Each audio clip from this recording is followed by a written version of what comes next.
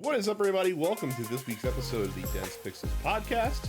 I'm your host, Brad, joined by my co-hosts, Carrie. What's up? And Terrence. Hey. No Micah this week, but we will soldier on. There's not a lot of fun to talk about, guys. I'm playing Clair Obscur still. As I told Terrence and Micah, I got to that part in Clair Obscur. That part. Yeah, but I got to the first. I got to the first that part. That okay. That kind of yeah. That kind of shocked me. Yeah, so, I was like, wow. Okay. Yeah, that's pretty. So, I of course will not spoil that for anyone, for Carrie or anyone else listening that is interested to play it but has not advanced far enough in Clair Obscur. So, yeah, story's great, combat's great, having a lot of fun.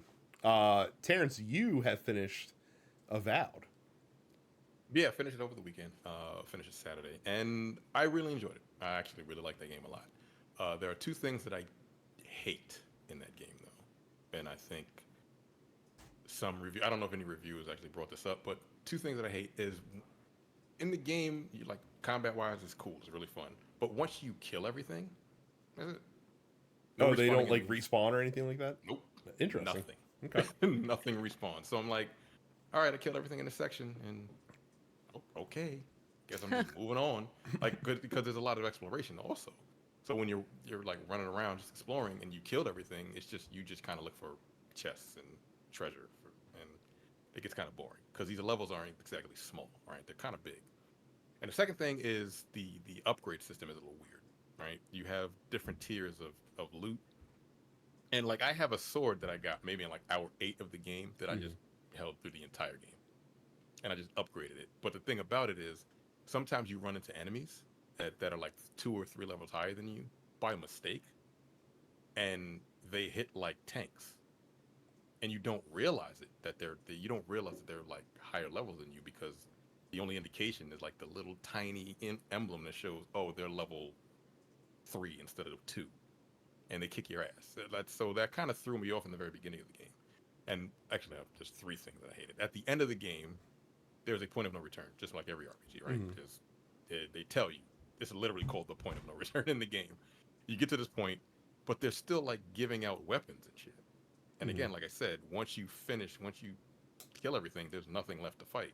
So they're giving you high level gear, but you only get to use it for like the hour that's left in the game, right? And I'm like, why the fuck are you still giving me shit? A lot of RPGs do that, which is really annoying. Like I mean, specifically, I remember Final Fantasy VIII gives you Cloud Squall's best weapon and best limit break as a reward for beating like the most difficult boss in the game, which is an optional boss, and it's like, cool, like I'm glad I got this. I was like, but the thing that I would need it for is dead. Yeah, so like, and I mean, it does make the rest of the game, pretty trivial if you have your party set up correctly.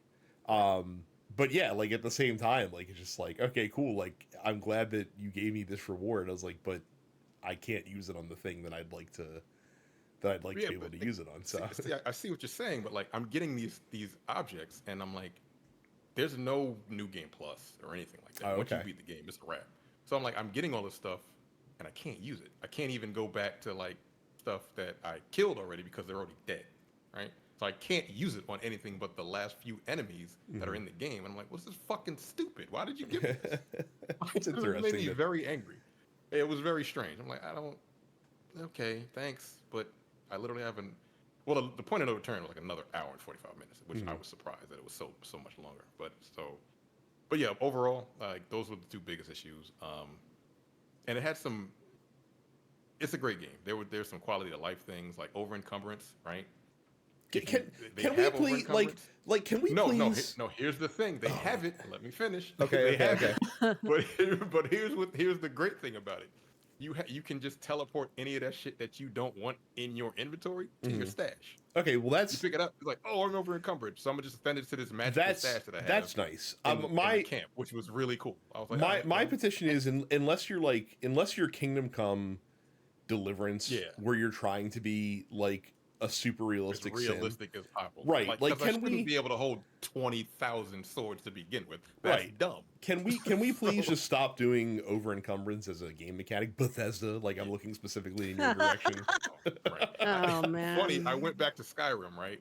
Mhm. After I finished about, Skyrim. I went back to Skyrim. I haven't played it since it came out, fucking Oh 15 wow. years ago. Um, and like, it came out in 2011. It's 14 years. So I'm playing it, and I'm like, all right, over encumbrance. Fuck.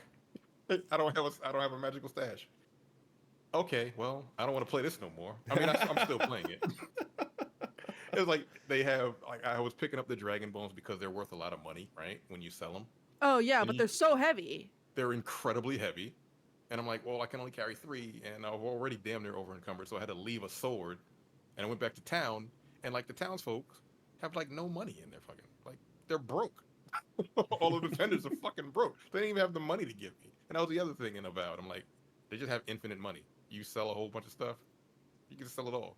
Like he had See, what's 300 funny is gold. that I've been playing Oblivion, which Avowed reminded me a lot of watching my partner Mm. play it. But I've been playing the Oblivion remake, right? And my save file has encountered a glitch where um, all of the shopkeepers have infinite money, but it's like it'll say like they have 1,000, and then if I try to sell something that's worth more than 1,000, they'll be like, "Nah, I can't give you that." But if I sell like 14 500 gold items, they just give it to me. And Bethesda, man, just Yep. good old Bethesda shenanigans. So yeah, I just thought like the quality of life things in Avowed. When I went back to Skyrim, I'm like, oh, this makes life so much better. And the one last game that I'll just talk about before we get to, I started playing, and this is a funny story. I started playing Revenge of the Savage Planet because it was free on Game Pass, right? And I played like what I played I liked, but the biggest issue that I have with that game, which made me delete it, was the combat music. It's terrible. like like when when you get into combat, there's Mhm. combat in the game, like you shoot things, but the music sucks, right? It sucks really bad, and like the way the music is set up is like it starts up when an enemy is in range. Okay, cool. The thing is, like if you leave that range, you could like take a footstep out of that range, the music stops. But if Mhm. you step back into that range, the music starts back up again. So there are certain times where like enemies will be behind you and you don't realize it. The combat music starts up. Now I said the music is terrible, right? So it'll start and stop, and I'm like, yo, this is driving me fucking crazy, and I don't like any of this. I liked what I played, but like I don't like terrible music, so I deleted it. That's it. I'm gonna check out that song after we're done, because like I said, I've been I dealing feel with like I great have game to. music. Yeah, with But Claire Yeah. Obscure.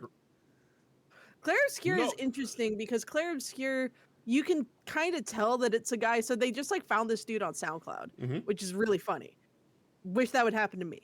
But they found this dude on SoundCloud, and you can kind of tell that like he's a little more versed in some styles than in others. Like overall, the Claire Obscure soundtrack is solid, but it's like I don't think Homie knows how to mix and master certain genres compared to others, because like some things definitely sound like a little more crisp and a little more put together, just even in terms of the mixing than other stuff. So But at the they same have at the announced same time, every time I get to go back to the manor, that's a treat for the ears. the manor theme is solid. Yeah, Yeah. yeah. So. and you can collect all that music and play it at the base camp too. So Mhm. look out for all those records. They're also putting That out soundtrack is dope. a vinyl Of release course, too. of course they are. Yeah. Final is so back. So.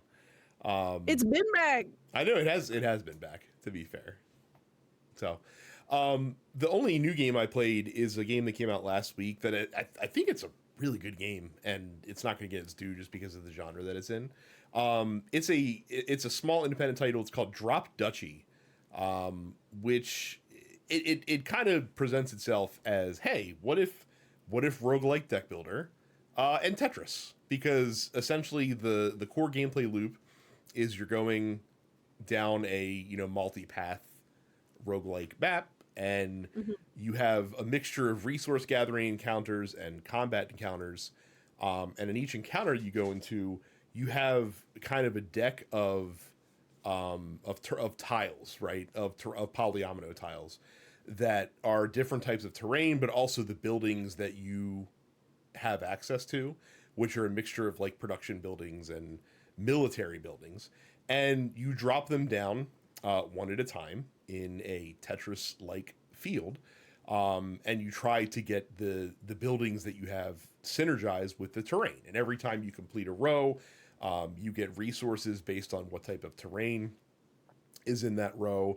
And it's also interesting because when you do the combat encounters, you also have to place the enemies tiles as well, like they're part of your deck, and so you have to strategize like how to place their tiles into the grid without giving them a huge advantage. And then in the combat encounters, once all the tiles have been placed, you basically get to set the order of how the different attacks happen. There's a rock, paper, scissors mechanic where like pikemen beat swordmen and bowmen beat pikemen and swordmen beat bowmen. So you have to have that consideration as well. But because everything in the game is really deterministic in terms of like the math and how combat works and stuff like that, it's actually more of just a straight puzzle game that just happens to have like the roguelike accoutrement attached to it. And it's really clever and a lot more difficult than I thought it would be, because not only do you have to balance like, all right, resource gathering so that I can get a lot of resources, because you need those to be able to upgrade the buildings that you have like in your deck for that run. But you also can use gold to like heal yourself. Like you have like a general, strength meter that you have to keep above 0, because if that goes away, it's game over. But you also want to balance the military encounters out as well, because if you bypass doing battles, then it makes like the boss of that level of that act stronger for every like military encounter that you pass up, essentially. And the way the boss mechanics are is pretty interesting as well. Like the Act 1 boss is this thing called, it's just called the wall, where there's like an arbitrary wall that sits in the Tetris field, and you have to play like a certain number of tiles to make it move up a little bit. But if you place a tile that sticks out above like where the wall is, then you're just done, and you have to like finish the round out from there. So Drop Duchy, really interesting. I'm liking it quite a lot. And like I said, if you're into like puzzly games, this is definitely one to check out. Because it's been really fun so far, and I've been really enjoying kind of playing with it. This will be my Steam Deck game while I'm playing Clair Obscur on the actual on the desktop, because I can't play that game on Steam Deck because I need the visual palette to be in front of me to play that one. So Drop Duchy is a good one. Sick. I have something to at least say that I'm going to be playing finally after it existing for 30 plus years now. I'm probably going to start Chrono Trigger this week. Oh, good. Thank God. Are you going to stream it? You're probably not going to stream it, are you?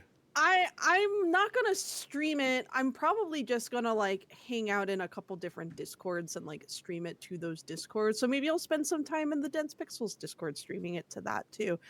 I don't want to like turn it into content basically by like actually streaming it on Twitch. I want to be able to like take my time and not feel like I'm being kind of like backseat gamed, because I worry that that's what would happen if I were to be like first time playing Chrono Trigger on Twitch. But yeah, look, the Switch 2 releases next month, and Chrono Trigger is not an especially long RPG, so I feel like I can use that as my kind of little time killer before the Switch 2 comes out. And then all I'm going to be playing is Mario Kart World and Donkey Kong and then Rido. So but yeah, if you're a part of the Dense Pixels Discord, watch out for me just streaming into that. Very cool. I'm really excited to see your impressions, your thoughts, because like I said, it's odd, especially for someone with your gaming library background, to have not played it at this point. Yeah. Right. I mean, it is one of these things where it's like I had, I've talked about this on the show before. I did not have a console growing up. So even though I had friends in the neighborhood who had like SNES systems, they weren't playing RPGs. They were playing like Kirby and Mario World and stuff like that. So I've played, I want to say like the opening of Chrono Trigger a couple of times because it appeared on the PlayStation Final Fantasy anthology, which was Final Fantasy IV and Chrono Trigger. That sounds Even though, correct. Yes. yeah. Um, so I had a friend who had that, and so I tried that, and I just like I didn't get it really at the time, but I was also like 9, so I'm cutting myself a little bit of slack. But yeah, My I'm gonna play the Steam version, which I've heard is okay. my wife started to play it. She really didn't get into it, but her starting to play it just make me want to play it again because it's been a couple of years since I've actually sat down with it. So I don't think I've ever played that. I don't think I've ever played Chrono Trigger. But I think you're not the for you than it does JRPG for guy. me. Yeah, you're not the JRPG. I played a couple. guy, so like when I was younger, I played a couple of JRPGs. Yeah. But like as I've gotten older, like yeah, that's one of them that I didn't play. I mean, still, probably the whole like build up to the Magus fight in that game is and the actual fight itself is probably my favorite singular moment in any like old school JRPG. Yeah, it's funny because like I've played so much of the music from Chrono Trigger in various capacities. I recorded a award nominated cover of Secret of the Forest with my partner Ian Cowell and the Band of Exceptional Goblins. I've performed Shala's theme numerous times live. You know, Yearnings of the Wind, the opening theme. Like there's a lot. There's a lot of really good shit on that OST. And now I'll look forward to finally being able to contextualize a lot of that music. Yeah, they were really cooking when they made that one. There's a yeah. you know, there was not a falsely reported rumor, but I guess one of the producers of the game misspoke. More like mistranslated more than him misspeaking. Yeah, so that there would be potentially a remake coming, which would be cool. But you know what, the original version still holds up exceptionally well. So I would say like if you haven't played it and you've been interested, don't even bother waiting for a remake. Just do what Carrie's doing, get it on PC and go from there. Because again, also weirdly difficult to play despite its stature in the in the gaming lexicon. So we'll tell you what, take a quick break. We'll come back. There's a couple news stories, and then from there we're going right into the post office. So see you in a bit. Call an ambulance, but not for Giant Bomb. We talked last week about how corporate-owned games media was in a real tough spot with the closures of Polygon and the kind of neutering, for lack of a better term, of Giant Bomb. But lo and behold, Giant Bomb lives, and it lives independently. It was announced at PAX East over this past weekend that Jeff Bakalar and Jeff Grubb, who were members of the Giant Bomb, the most recent iteration of Giant Bomb, actually worked with Fandom to buy the Giant Bomb brand and all of the assets from Fandom, and it will now be a worker-owned and operated company with Jeff Grubb, Jeff Bakalar, Janet Choa, Mike Minotti, and Dan Reichert. And they were back as of today. They did their normal news morning show that they do every weekday. They'll be back with their normal programming tomorrow. And of course, now that it's independently supported, they're relying on their listeners and their watchers to support them, which was the fastest $100 that I've ever spent, was buying a year of Giant Bomb Premium this weekend, because I really enjoy their content. Look, you love to see it. This is where gaming media needs to go. This is the best possible outcome, is Fandom actually agreeing to sell the brand to the people who worked for Giant Bomb. Because there's a lot of situations where they would not have let that brand go because they understand the value of it, at least. But I'm sure there's also folks at Fandom who understand this is not going to be a good look for us if we don't do this. So everybody wins.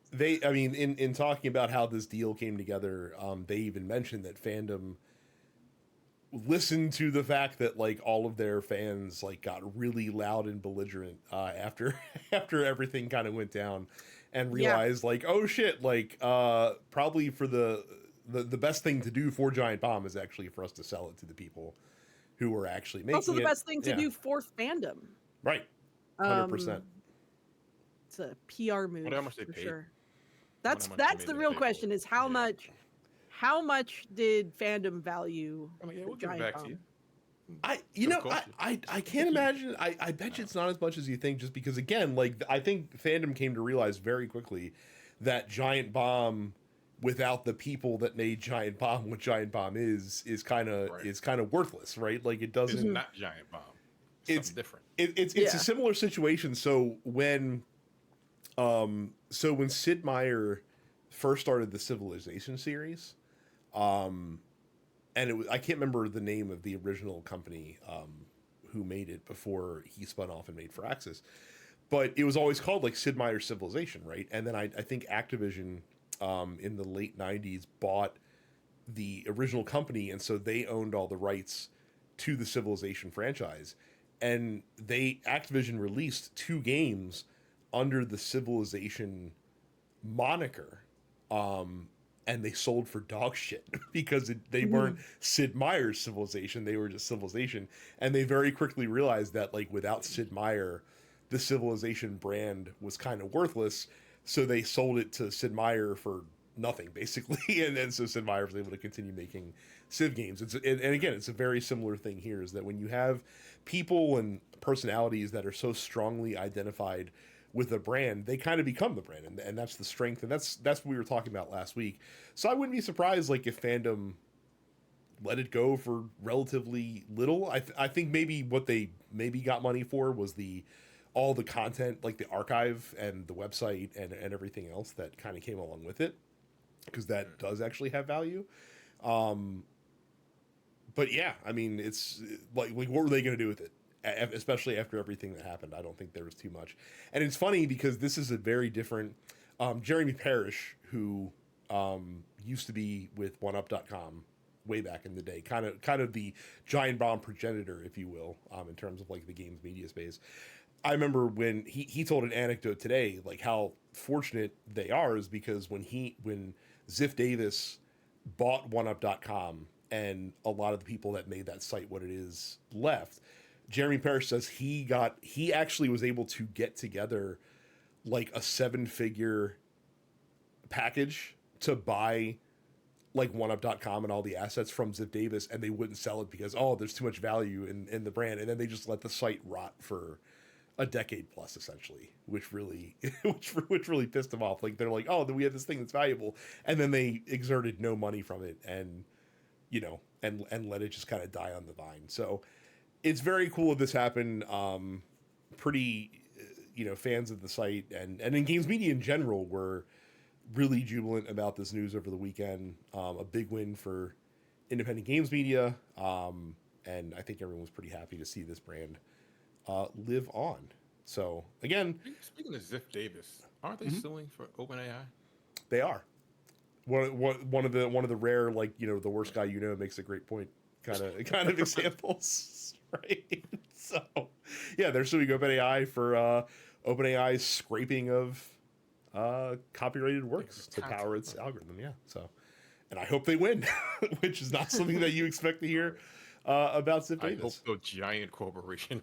Right. I mean, again, like there are no, there are no heroes, but we can hope for the best outcome. Speaking of giant corporations, turns out lawsuits from big, corps that have a big stick to swing, pretty effective. Pocket Pair has removed some of the more overt Pokemon-like features from their viral 2024 hit, PalWorld, with dating back to a patch that came out late last year, which most notably got rid of the ability to summon creatures by throwing a Pal Sphere, which is not legally distinct enough from a Pokeball, to keep them safe from Nintendo.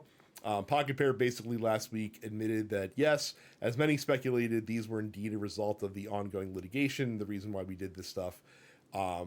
Unfortunately, the alternative would have led to an even greater deterioration of the gameplay experience for players, and so it was determined that this change was necessary.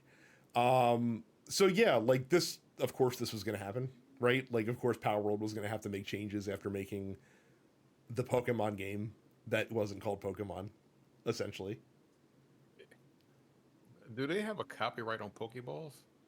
They have a patent. Trademark? They have a patent on the mechanic of throwing like sphere-like objects to capture. I shit you not. Like, that's where this fucking came from. That's fucking ridiculous. I think it's ridiculous that you can patent game mechanics. Like we That's like insanity. yeah. The most famous example of this, of course, the Nemesis system. Yeah, the Nemesis system. Yeah, Fucking, that WB owns and does nothing with, despite the fact that it's so a cool. stupid. Yeah. Wow. Well, okay. Yep. Patented throwing a tennis ball at a fucking animal. Yeah. But look, Essentially, at the same time, like if you're gonna be so overtly It's an not homage. copying, Yeah. Sure. Yeah. An homage. Like, they're not taking money out of it. You know what? Whatever. that's true. I mean, that you know what, that is the point that I wish would get brought up more often. Like, there's not a single person that's out there like, well, since PalWorld exists, I'm not going to buy I'm the not gonna latest play Pokemon. every Right. weekend. What kind of nonsense is that? Right. This is our intellectual property that you're stealing from, and it's going to take away from our bottom line. No, it's not. It isn't. We have to protect our brand. That's Yeah, it does kind of like boil down to that more than anything, though, is that like if a casual observer, someone who has not been playing Pokemon for the last almost 30 years, such as 30 myself, years.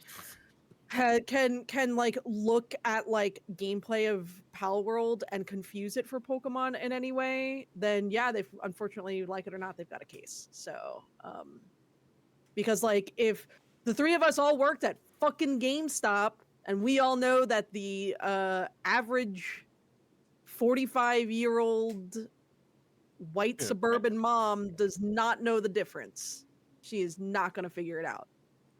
She's just going to see cute creatures and throwing balls and be like, this is Pokemon. Like, you got that new Pokemon? It's like, yes, we do. It's like, what's that? It's PalWorld. Is that not Pokemon? It's PalWorld. Like, what the fuck? Like, what's the difference? It's PalWorld. You know what? Well, Okay. Yeah, I hated those customers. Like, it's fucking dumb. But again, the majority of the people in this country are stupid. But that's neither here nor there. Yeah, as we've continued to find out. So as we live in this hellscape that we call America. So right now.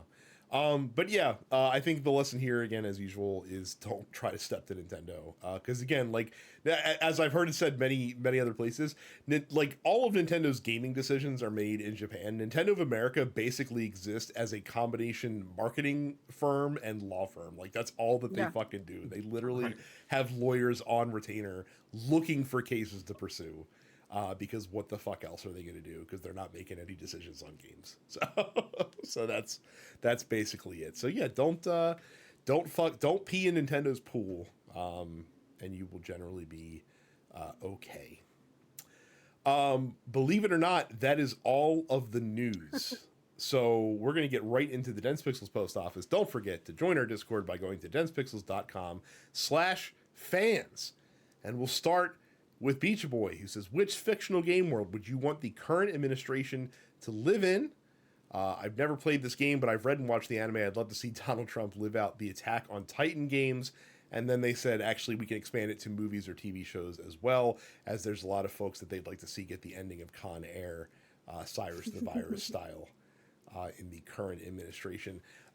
Look, there's no shortage of potential situations that I wouldn't mind seeing a lot of the current administration find themselves in.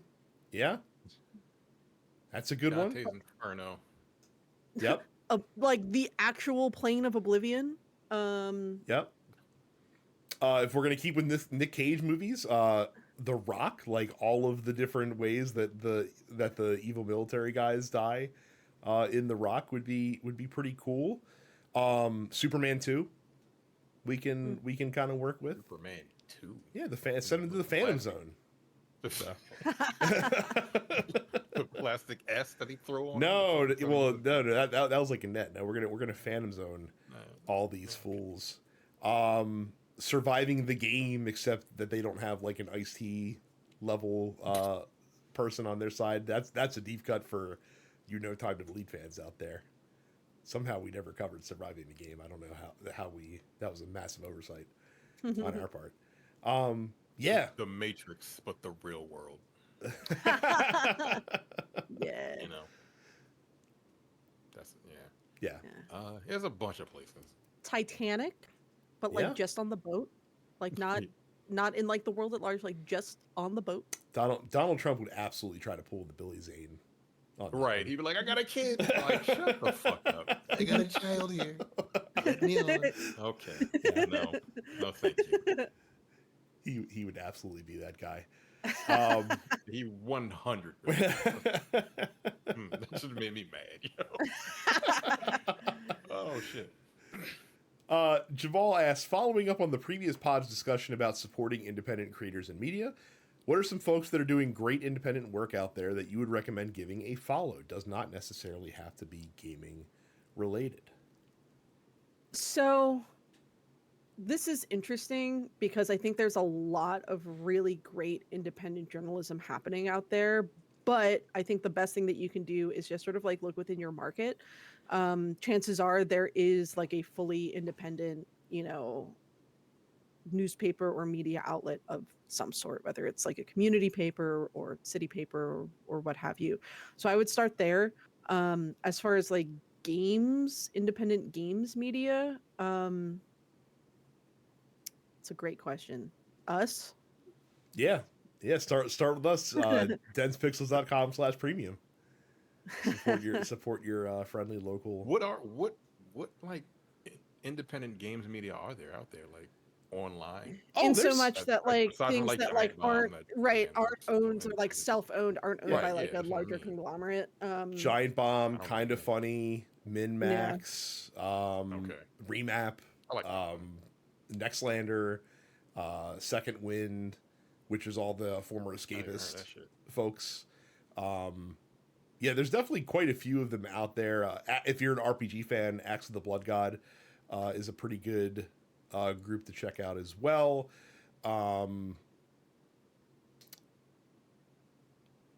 Those are kind of my go-to for games. In terms of other news, if you're local to Baltimore Banner. Is The pretty Banner's good. great. The Baltimore Banner's really good. Yeah, I really like good that. local newspaper. Yeah. The Verge is doing amazing work right now, not just in tech as you would expect, but also in politics. They've been a must. Yeah, they are independent. They have some corporate sponsorship, but they are not corporate owned. What else you got out there? Wired is doing really good stuff. I think Wired might actually be corporate owned though. I'm not sure about that, but they're still doing good work. I've recently got turned on to the Handbasket, which is an independent journalism site run by Marissa Cabas, I believe is her name. She's doing really good, like on the ground working. ProPublica is also great, like if you want kind of like deep dives and investigative journalism on stuff Wired is unfortunately owned by Condé Nast. Okay, well then not Wired, but I still like Wired. So but yeah, those are kind of my go-tos right now as far as the stuff that's getting my money. That's most of that stuff right there. So yeah. But yeah, us definitely. Yeah. For sure. Johnny asks a question for Micah, but we'll ask Terrence. Johnny knows that Micah hates the Usos. But is Jacob Fatu invited to the cookout out of fear or respect? I like Jacob Fatu. Yeah. I think it's from Oakland or something like that. So yeah, he'd be invited to the cookout. I know he's Samoan, but like you can tell he grew up around a bunch of black folks. Aren't those dudes You from fucking SF? Like they are. He might be. I don't know. He might be from San Francisco, but like he don't sound like it. He don't sound like the rest of them. No, they're all like Bay Area dudes. Yeah. Like, he's definitely from the Bay Area. I don't know that. Accent Jacob Fatu's from Sacramento, which is not the Bay Area, but just outside. But yeah. He's got a hell of an accent. That's definitely a California like hood accent. Yeah. No, that's for. But yeah, I like Jacob Fatu. Like I don't like Solo J Uso. they're fine as a tag team, and I think Micah would say the same thing. Like, like I don't think world Micah. champion Jay. I don't think Micah does care for the Usos as a tag No, team I either. So. think it's. I like them as a tag team And maybe, more than I maybe- like I don't Solo know, maybe he J. doesn't.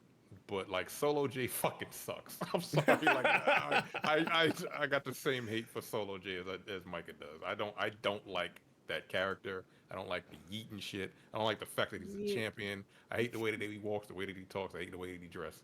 That's a fucking Kanye.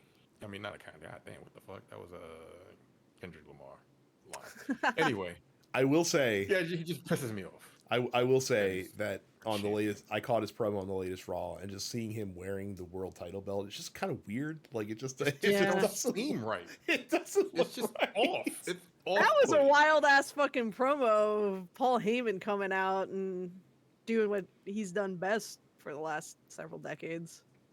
And then Jay just being like, "Are you okay?" It was so fucking funny, man. So, Andy asks, a wild Andy appears in the chat and just asks, "What the fuck is your problem?" Which I think Andy is confused. I know Cam has been on a couple episodes of the Nerdpocalypse, but he's not on this show, so I'm not sure what Andy. I think Andy just wandered in off the street and was very perplexed at what was going on. So there's that.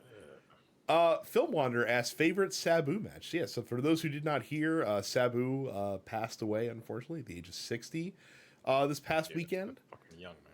Yep. Like many wrestlers dying way too fucking young. young. Yeah.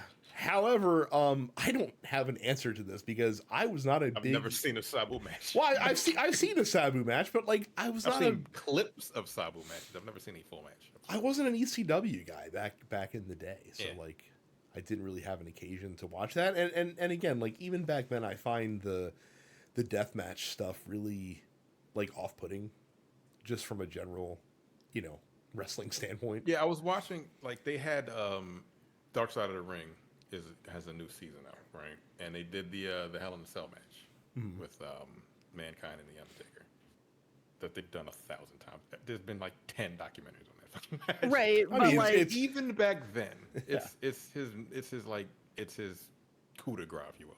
But like even back then, when he fell off that cage, I was what, 16, 17 years old? Even back then, I'm like, this is fucked up. Like I thought he was dead. Like just like what's his name? JR. I was like, oh my god, they killed him. I'm like, well, he seems like he's not. But then he gets up and continues to wrestle. I'm like, yeah, I'm not a big fan of all of that. Yeah. Not a big fan of like light bulbs and fucking like the hardcore shit he was doing before he made it to the WWE. I'm like, this seems unnecessary. Yeah. I don't. And the people that are doing that shit today, I'm like, y'all are gonna kill yourselves for like $20 on a hot dog. That doesn't make any sense. But what's funny about that Hell in a Cell match though is that people forget, like people like, oh, it's this ultra-violent match, it's crazy. It really was just 3 big spots that just are so legendary that they kind of stick in your mind. Like it's throwing him off the cage, it's chokeslamming him through the cage, and then the thumbtacks. Worse. Right, and then the thumbtacks. It's as God is my witness, he's broken in half, and then like the medical team was like, "You good?" And he, I guess, was good enough to get like thrown. Oh no, I'm pretty sure that like once he got tossed off the cell, like as the story goes, they were like, "You're done. The match is over." And he's like, "No, I'm going to continue to do this." Yeah, Undertaker's like, I don't know what the lunatic. fuck is happening. Yeah. And Undertaker was like, "You sure?" Okay. And like I remember they asked when he threw him through the cage, right? Mm-hmm. And they go through like what's his name comes in to try to buy him some time. Well, that was like the bump Terry Funk. through the cage was not planned. No. Like, No, yeah. it wasn't. That wasn't supposed to because happen. they just had like a couple of zip ties up there holding that shit. I think it's popping off and shit. It was insane. But Terry Funk comes in the ring and he's like, and the Undertaker comes down. He breaks his ankle actually, or he twists or like fractures his ankle when he lands on the mat. And he asks Terry Funk, and he's like, "Is he alive?" Like that's the question he asked him. It's like, "Is he alive?" And he's like, "Yeah, he's good. Go ahead and choke slam me or like knock me out." And he knocked him out of his socks so he can get like his bearings back. That's an insane match. Again, it's three spots, but like Mick Foley's a lunatic. Yeah. It's crazy. Yeah. And now he's paying for it all these years later. Of course. Of course. Honestly, which is sad. Honestly though, like as bad as that match was, and it was real bad, I think not the worst WWE like destructive Mick Foley match. I'm pretty sure the Royal Rumble street fight against Royal Triple Rumble H. Street fight with Yeah. with Triple H or which one do you think gave him more brain damage? Oh, the one against the Rock, the I Quit match him definitely gave him more 16 brain times. damage. Yes, 100%. But I'm just saying from just a brutality standpoint, like I remember the street when he was fight Cactus being, Jack. yeah, The street fight match being with him worse. and Cactus. Yeah, that was pretty So. bad. But Triple H also ate some shit in that match because I think he cut his like calf yeah, they open beat and the it was shit like out of each other. bleeding the fuck they- out. they- Yeah, it was they crazy. beat the shit out of each other in that match. That was a pretty brutal match. But like body damage wise, the Hell in a Cell. Yeah. Oh yeah, I mean it's been like what? It's been nearly 30 years, and McFoley's was still dealing with like 97, chronic yeah. pain from that shit. So yeah, man, that's some shit. Yep. So. Anyway, that was a tangent. Yeah. But Anyway, to answer the question, I also don't have a favorite Sabu match because Could you pick Sabu out of a lineup? Because again, you're not like I could. long time wrestling fan. Like, without look, him how- wearing the pants. without him wearing, that's the thing. Like, without a costume, I don't know. He just kind of looks like a dude. I think a lot of these guys just look like dudes when they don't have their gimmick on. To be fair, so What if it was 5 different people all in the Sabu gimmick? Could you then identify him correctly? depends on the facial I hair. Yeah. Yeah, like, I ain't gonna lie. I'm like, okay. So, Okay. yeah. but yeah, save home to Sabu. That does. I mean, it always sucks, right? Like whenever anyone passes on. So, Cam asks, how bummed out are you that Gunther was not allowed to murder Pat McAfee over the weekend? I mean, he sort of did. He did kinda. I watched Backlash this weekend and I was generally unimpressed, but I do think that the Gunther Pat McAfee match at least was like the most entertaining, I think. That's what I said. I'm like, okay, this shouldn't have existed, but I'm like, this was better than that fucking WrestleMania match between. No, Gunther I mean, and I Jay. think people tend to forget the fact that Pat McAfee was in the NFL, which of course. punter. This is a punter. I mean, look. You still gotta be in some degree of physical He conditioning. did tackle a guy one time, though. That is true. That is he did do that. So, But yeah, look, I find it funny that they're basically setting up that Gunther has more respect for Pat McAfee than he does for Jey Uso.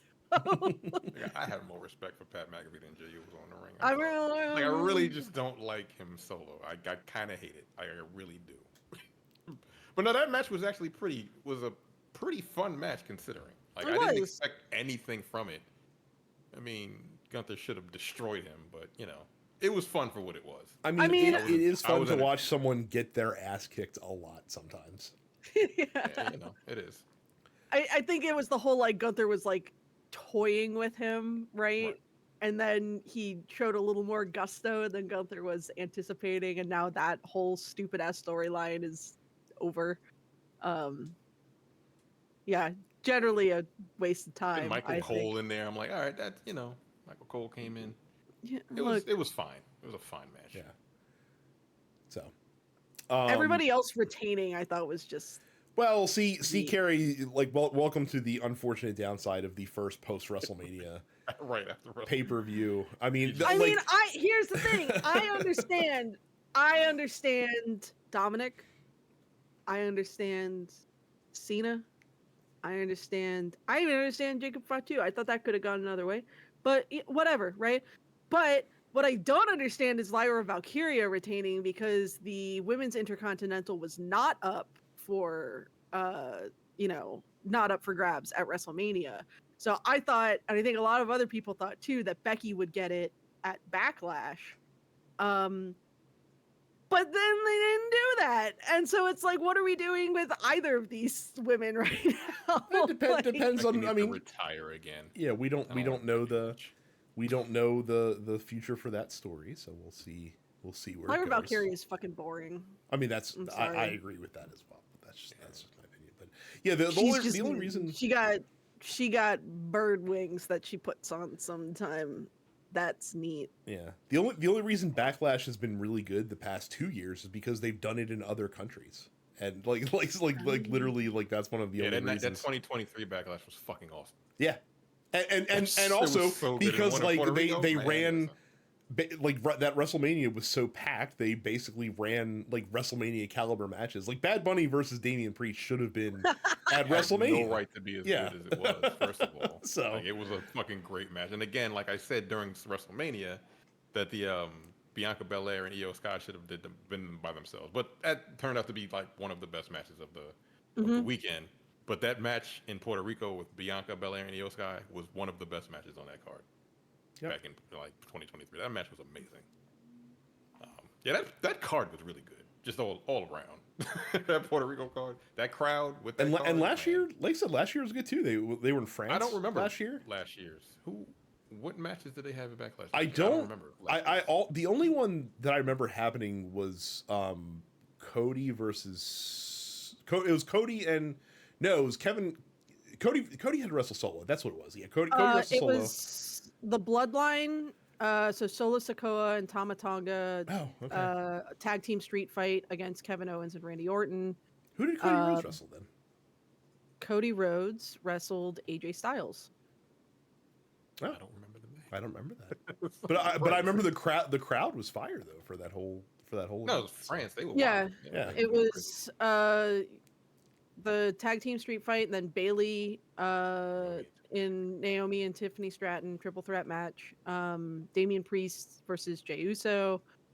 Bianca Belair and Jade Cargill versus Asuka and Kairi Sane. And then Cody versus AJ.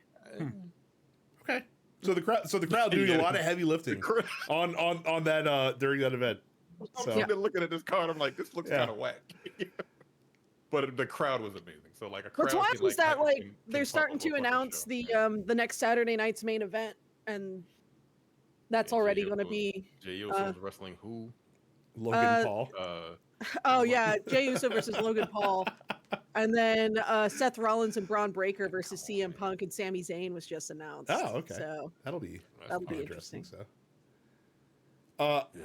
I forgot that we need to take a second break. We're going to do that now, and then we'll come back with the rest of the post office. All right, we return with the second half of the post office with T-Wash, who asks, which side character do you like better than the protagonist in their game? Tifa Lockhart, number one. Okay. Or basically any other character in Final Fantasy VII who's not Cloud. Who's not Cloud.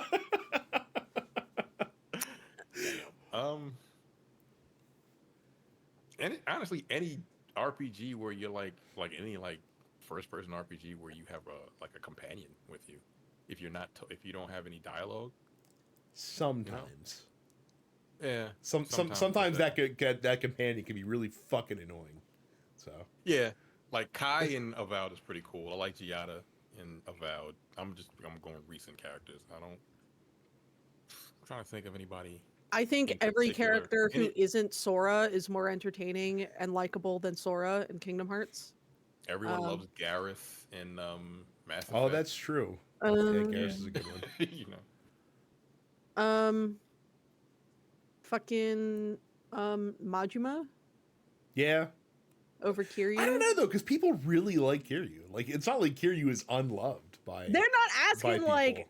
They're not asking general Oh, they're asking liking. you. I think Okay, fair. me specifically. To be fair, I have not played much of Yakuza, but I like Majima a little bit more than Kiryu.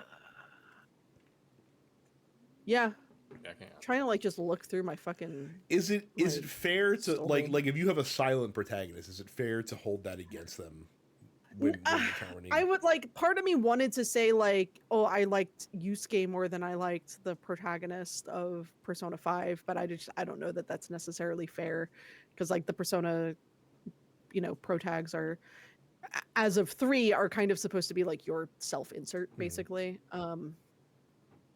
So, yeah. I don't know. I can't think of any other games right now. What was No. shit? What was the oh, his name is escaping me now in Metaphor. The bunny eared guy. Basilio? No. Heim.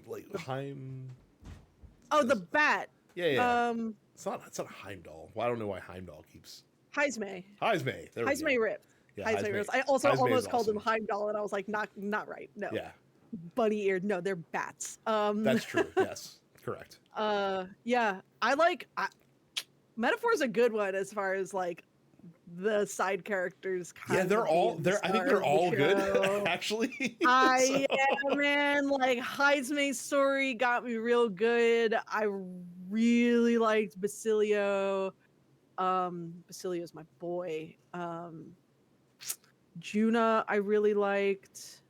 Juna's probably the only one I could take or leave. Really? I Yeah. like Juna. To be fair, I also just like, I really like her like default class.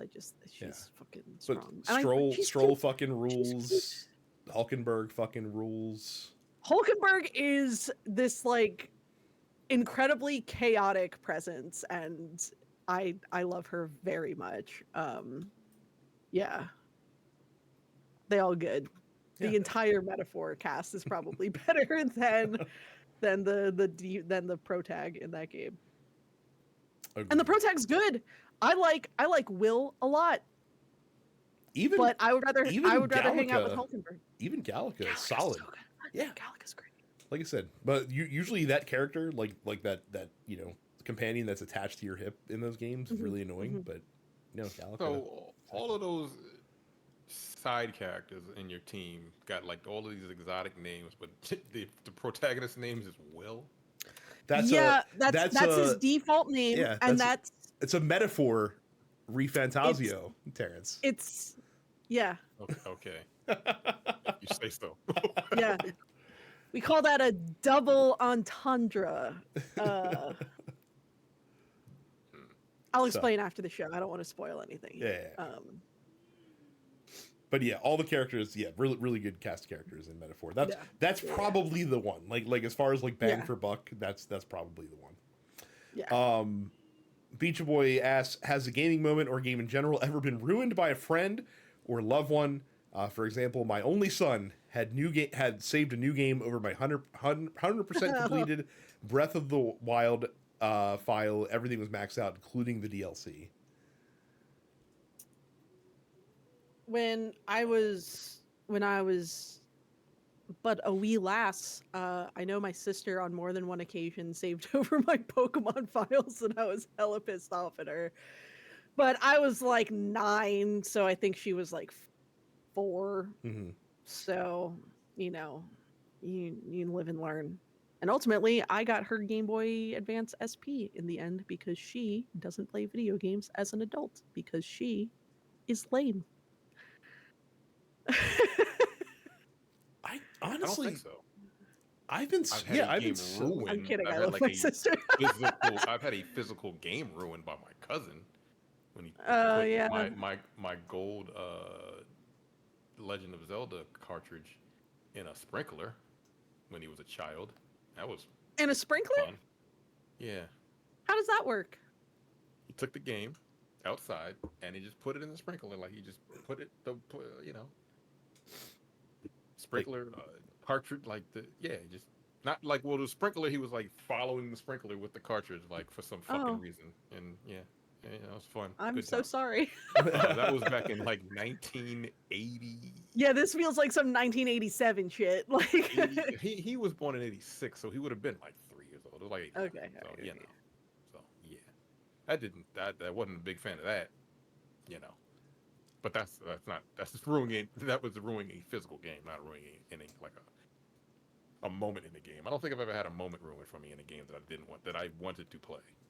I don't think so. I have been very fortunate in the fact that I guess my sister didn't play growing up, and I'm very protective of my game, so I never had like a memory card mishap or like a game mishap. And people are, I'm really good about avoiding spoilers for a lot of stuff.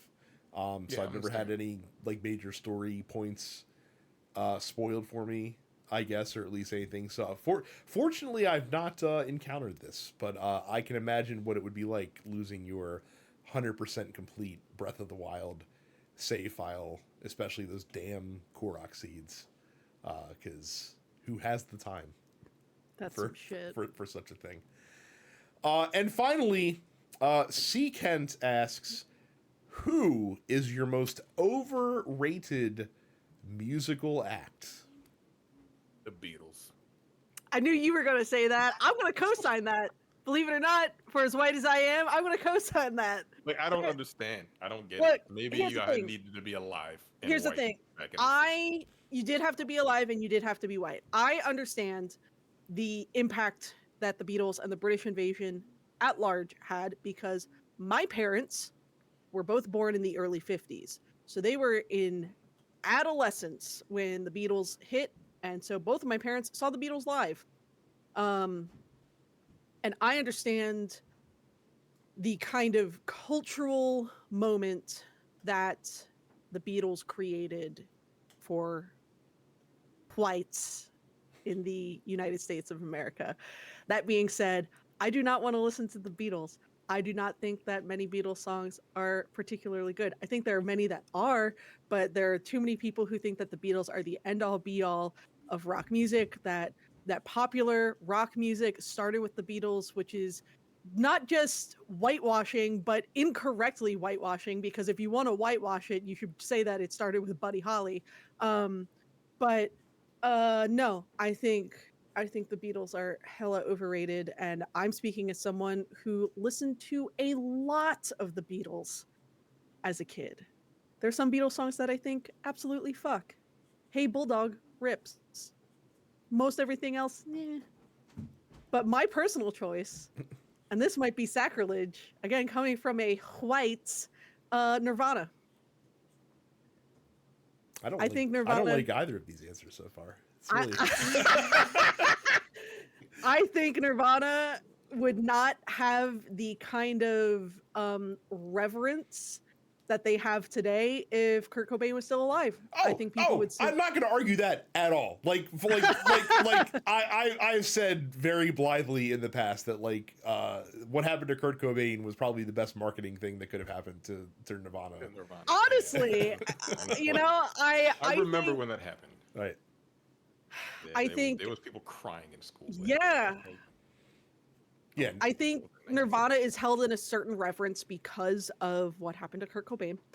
And I think if Kurt Cobain was still alive, people would be like, that band was okay. Pearl Jam was better or whatever, right? Mm-hmm. I don't think people would give nearly as much of a shit about Nirvana.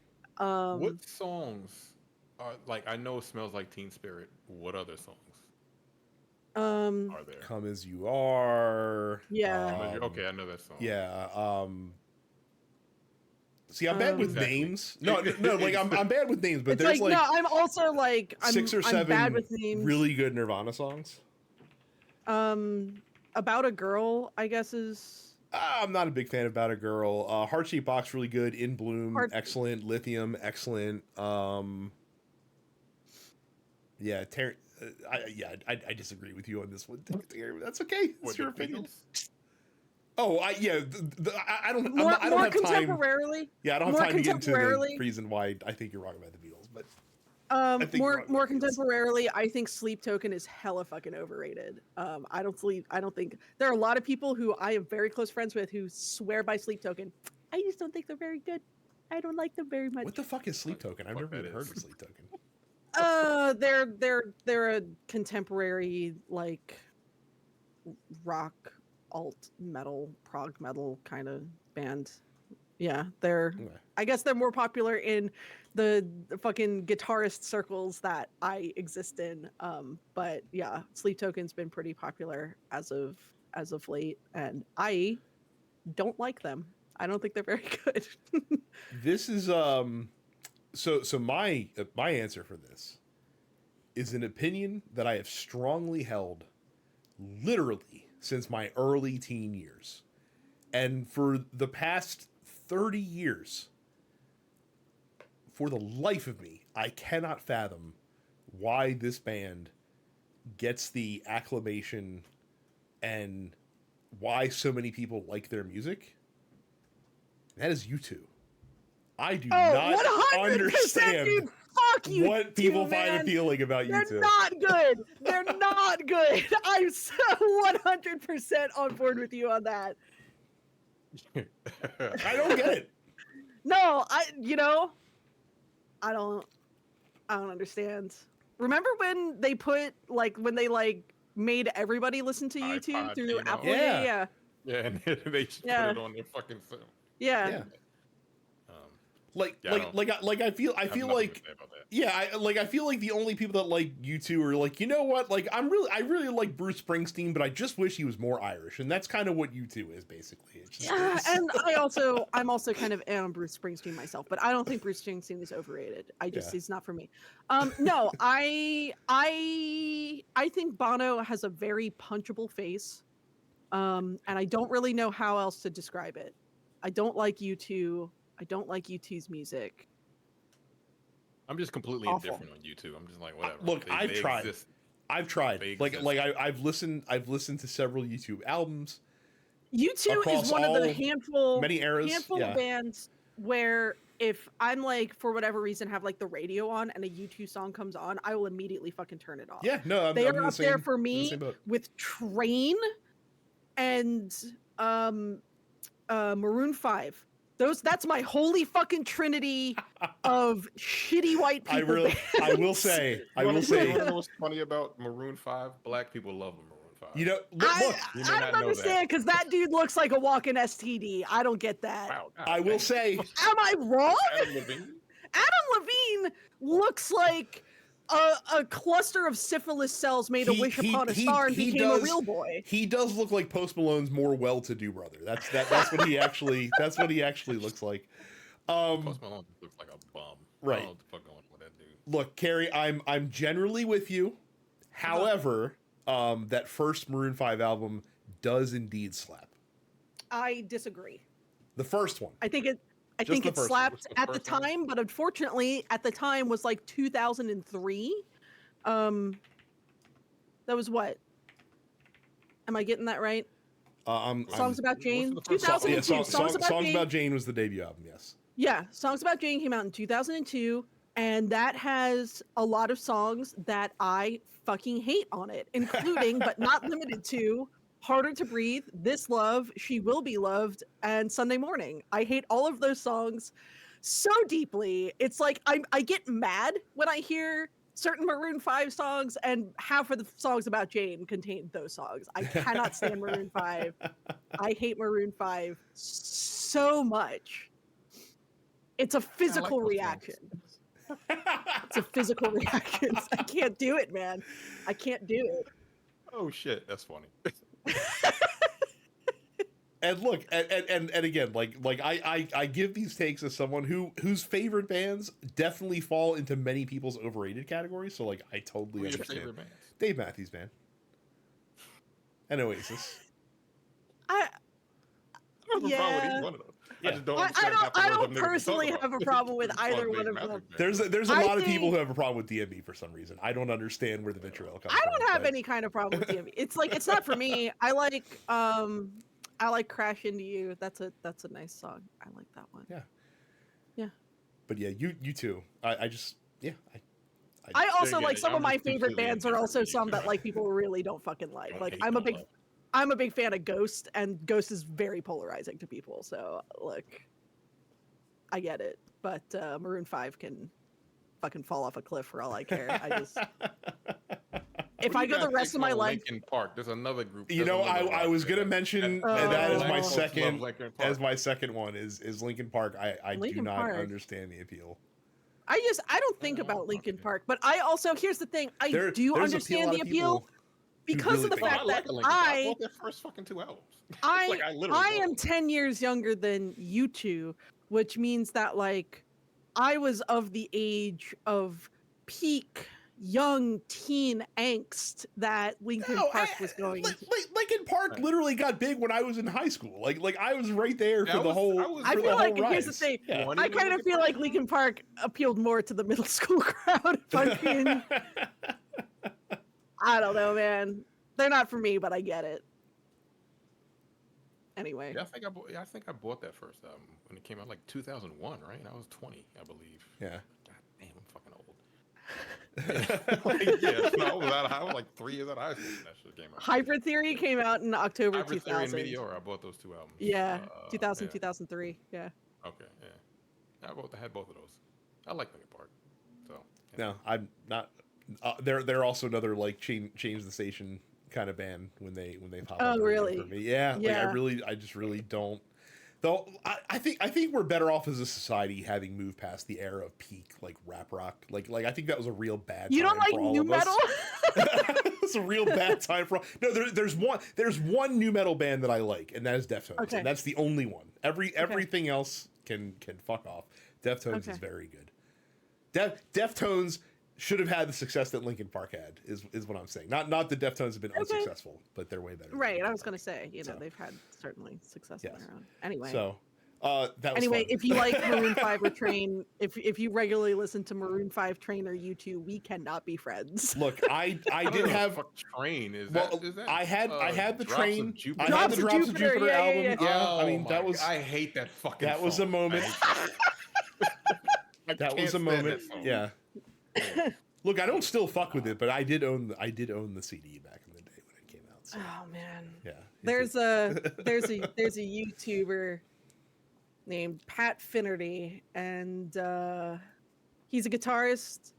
He's very good at what he does, and he has a series of YouTube episodes called "What Makes This Song Stink." And so he has done "Hey Soul Sister." He did a 46-minute episode on why "Hey Soul Sister" by Train sucks. So if you want to learn more about why Train is awful, that's a good place to start. But then he also takes down like Kid Rock and Red Hot Chili Peppers and Maroon 5 actually. So hey, what song? What Red Hot Chili Pepper song is he taking down? I gotta bring it up because I want to say Californication. Okay, I'm fine with that. Yeah, like Red Hot Chili Peppers is in like by top 10 bands, but there's definitely a demarcation point where I like them a lot less. Oh no, sorry, it was Danny California, which is also fine. The same shit. Yeah, also fine. Yeah. Yes, to take that one down. Anything pre 98, I would have been really upset about. But yeah, anything. Yeah, that's I'm okay with that. No. That was fun. Late 90s, early aughts Chili Peppers, fucking awful. Yeah, it's we again that whole that whole fucking time period in popular music really fucking sucked. Looking back on it, so not for black folks. Boy bands were good though. Well, fair. I like that wasn't really my fucking scene, Terrence. But you're right. Like that was the whole Anyway. Again, if you want to get in on this fun, asking us questions that spurn us off into fun tangents, join the Discord by going to densepixels.com/fans. Don't forget to subscribe to us on YouTube by going to youtube.com/densepixels. If you search for TNP Studios in the podcast app of your choice, you'll find all the shows in this nice little network that we're all a part of, including the Nerdpocalypse Black and Black Cinema. And look forward. And of course, if you want to support us with zeal, go to densepixels.com/premium and give us $5 a month. That gets you access to the full episode of Look Forward, as well as any other premium shows that we put out. Plus, you're telling us you really like what we're doing here, and we appreciate that. And in case you guys missed Jay's announcement, Look Forward's gonna be weird this week. We're actually doing 2 small episodes before we transition to our new schedule, where the podcast will be released on Monday. So look for a small episode. Look Forward. Probably as you're listening to this, it'll be out, and then a small episode later this week. Tonight we'll be talking about bribes and tariffs, so that should be really fucking exciting for everybody. Fun. Yeah, it's gonna be great. But that's it for us. Thank you guys very much, as usual, for watching and listening, and we'll see you all the next time. See ya. You're watching the Dense Pixels YouTube channel. Click the subscribe button while you're here, and make sure you check out our weekly podcast where we discuss the latest gaming news and our impressions on what games we've been playing.